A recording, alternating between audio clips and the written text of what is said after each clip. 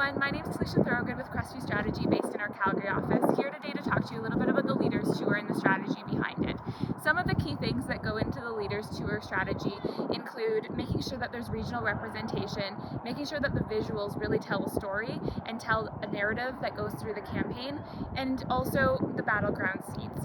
So there's a lot of thought that has to go into that.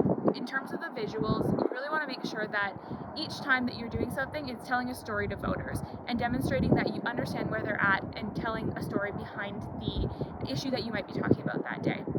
In terms of the battleground seats, in this campaign we're going to be seeing a lot of time spent in Calgary and probably some other key seats that are going to be close and demonstrating that you're present, that you're there, and providing the opportunity for voters to meet you where you're at and have the opportunity to connect with the leaders. The last thing is around regional and making sure that you're hitting all the regions across the province and ensuring that people have seen that you've been there throughout the campaign. While it's only a 28-day campaign and it's rather short, it's really important for the leaders to show up in different communities across the province. They will be spending more time in those battleground areas. You'll definitely see the leaders showing up in different regions and localities across the province. The tactics that go into these are also important to note. The three kind of main key areas around a leaders tour include media availabilities, quick picks, and rallies.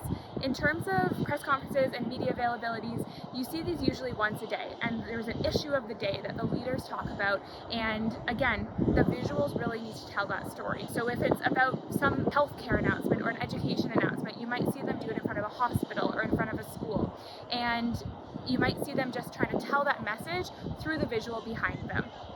The second piece is quick picks. Usually in the middle of the day, between the press availability and a rally, you'll see a leader show up in a community and maybe show up at a local coffee shop that everyone knows in the community. Or they might show up to a local campaign office and, bring Tim Hortons for volunteers and then go out door knocking with the campaign volunteers.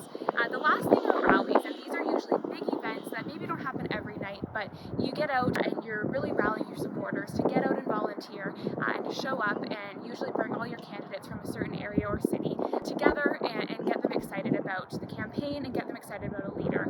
So those are kind of the three key components of a day in the life of a leaders tour. And if you have any questions, feel free to reach out to us directly